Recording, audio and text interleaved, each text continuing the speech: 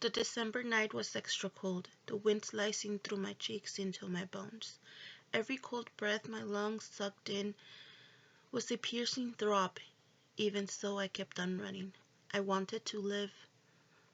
I've never been heroic, but I've never considered myself a coward. Today, I have uncovered survival instincts I was not aware I had. I suppose they do not come out until needed. I was starting to feel the weight of my body on my heels, as every time they heavily hit the ground, the loud sound of crushing leaves echoed in my ears, but not as loud as the feet of the two monsters giving chase behind me.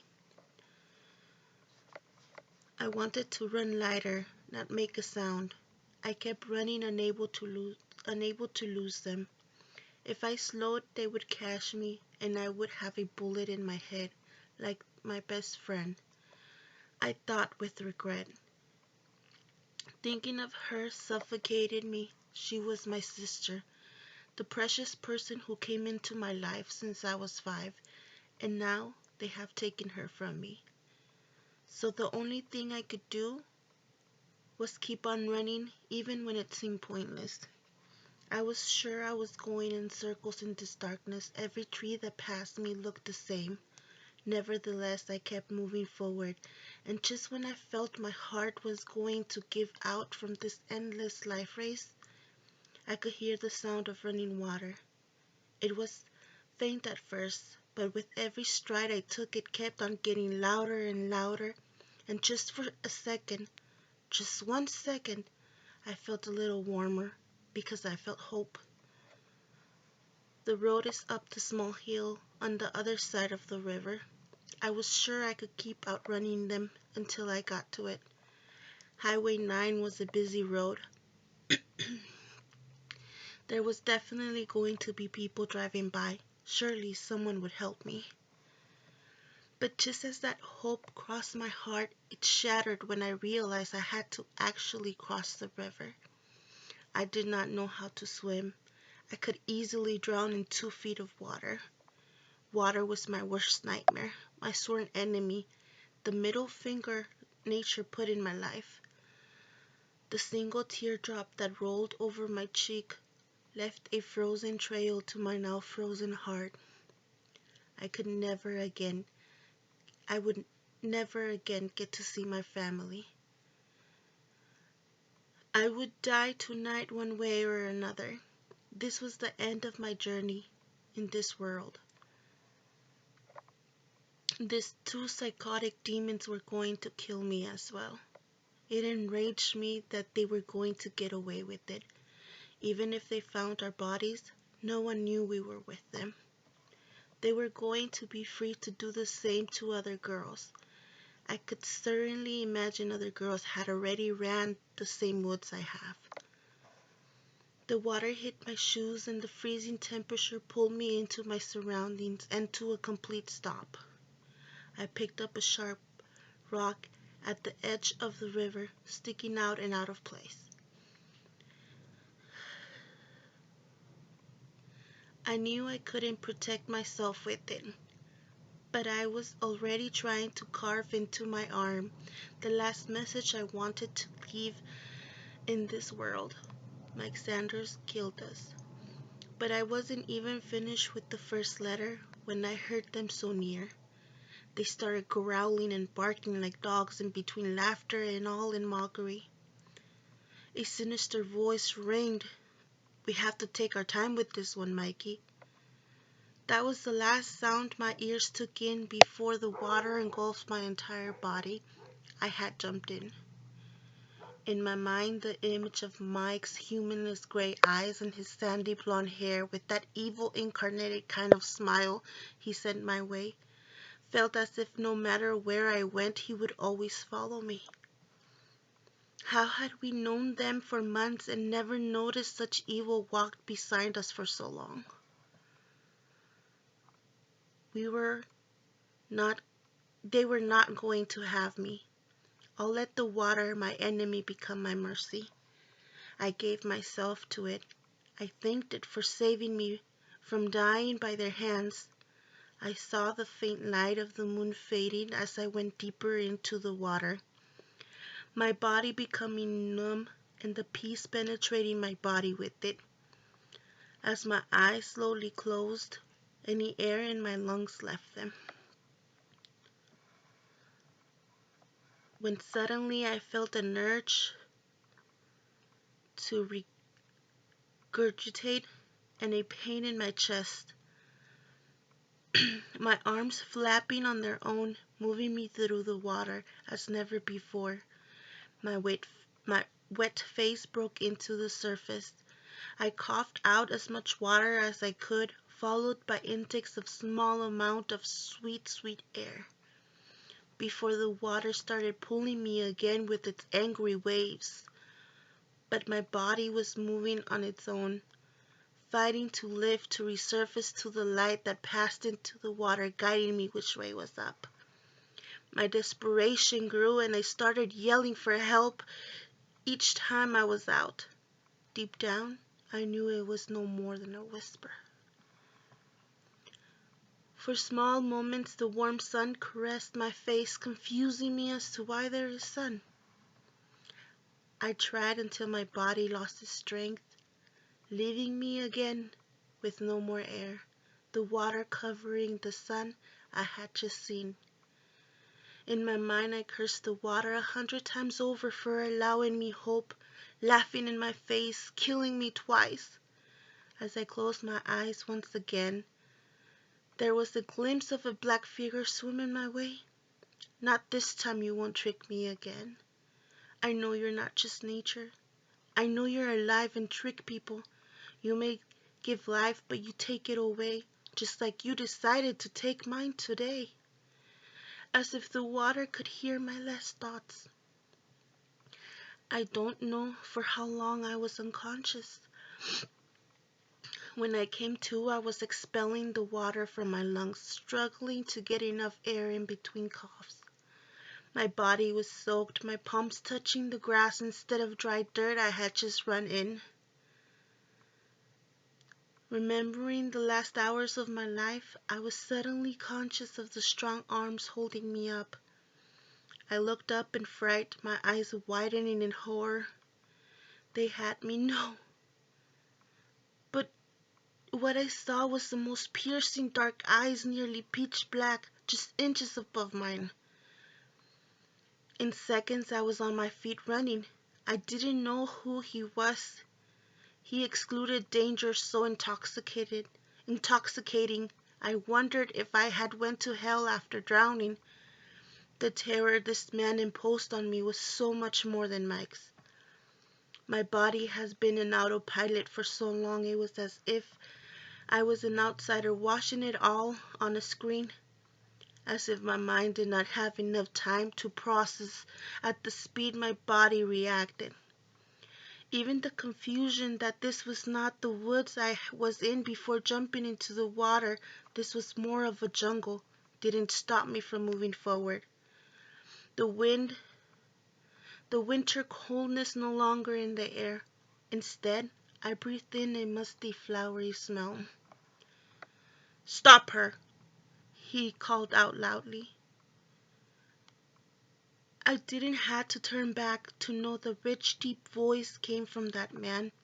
Many footsteps sounded behind me. Was this running for my life ever going to end? I ran with all my might, but I could feel myself slowing down. I was exhausted and disoriented with no idea where I was and where I was going.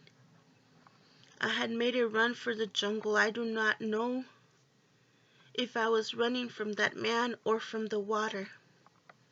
Finally hitting my limits, my legs gave in, and my unwilling body launched to the floor.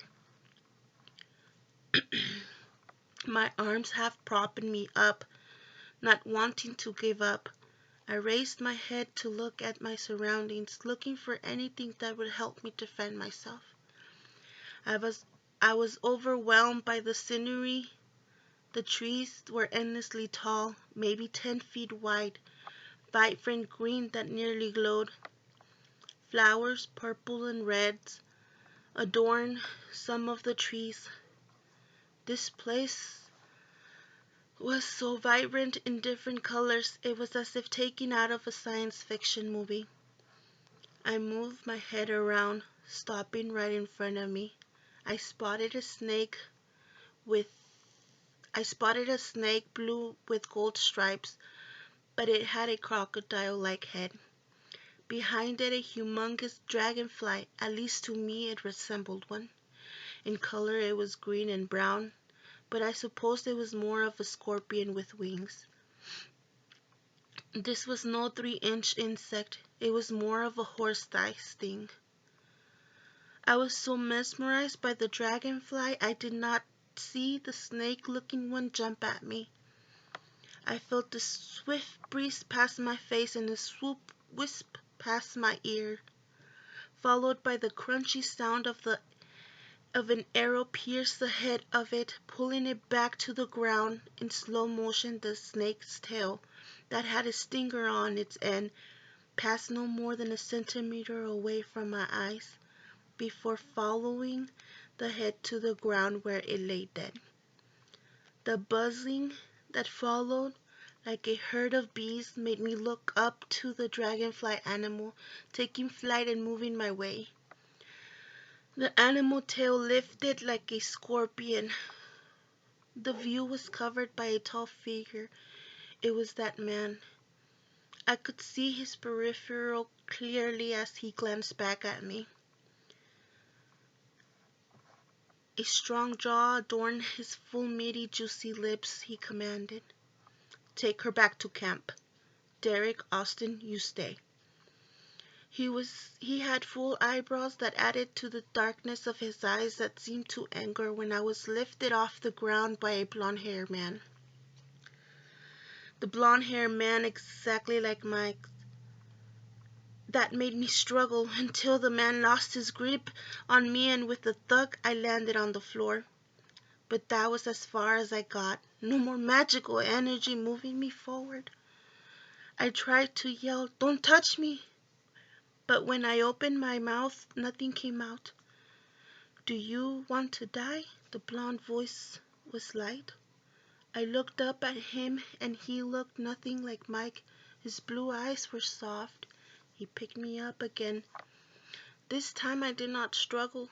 Over his shoulder, the two swords in the man's hand got my attention as he stood tall in a relaxed manner. The blonde had taken a few steps when I tapped on his shoulder and pointed at the man we were leaving behind. At the men we were leaving behind. "Worried? When you have just ran like hell from him?" I could see the slightest smirk on his thin lips as he continued. "I gotta say, this is the first time we have seen our prince chase a woman. Usually they're the ones chasing him." A chuckle next to him sounded. That's when I saw another blonde beside him with his same resemblance. His brother, I guessed. "We almost lost him today. We should go back. We should not have left them." The brother then added, in a serious voice, "Do you want to be the one to disobey orders?" As he walked more in the distance, I could hear the sound of fighting fading away and the water waves crashing getting stronger.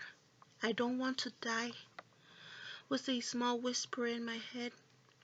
I was beyond exhausted and everything slowly faded away. The sound of men chatting, some singing, others laughing, woke me up. I did not open my eyes, afraid I would alert them I was awake.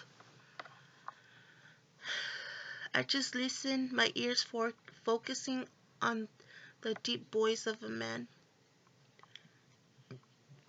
"The water creatures should have killed her if she's not one of them." "I don't know," a raspy voice answered. "You could have died. We cannot afford to lose you, my lord." Another voice sounded. She could have been a creature from the water luring you in. She sounded so desperate. I couldn't ignore her. The deep voice of the man the blonde called Prince. She is the only new thing we have seen in days. We need to find a way out of this. Maybe she's it. I still think that's odd. We were so far away and you were the only one that heard her. Master Sedge said she's not Nagel. Her blood is red like the people in the legends, the soft voice said again. She's awake, he told them. I could feel all eyes on me as everything went pin drop silent. Do not try to run, he warned in a low voice. Now sounding a lot closer to me, I opened my eyes and sat up with an aching body and restraints on my hands and feet. It was dark all around except for the light coming from the fire to my right, and the only sound around, the crackling fire. He crouched in front of me. Who are you? This prince undeniably had a domineer essence to him. Even so, I did not answer him. I had questions of my own. Why am I tied up? What are you going to do with me? Where am I? I wondered but dare not ask. I looked around to see if Mike and Devin were with them. They were not in the crowd of men gathered around the fire. These were grown men, not university students. They gave me the vibe of the men in the Spartan army of the movie 300. Most big and strong looking. The biggest one of them, the prince. He was much younger than his men. It showed in his face. Looking into his eyes, I still felt in danger, but I no longer had that urge to run without thinking. Next to him, the blonde that carried me and his brother. They were on the leaner side in build, but still seemed just as strong as the rest. And remembering how they effortlessly carried me, they definitely was.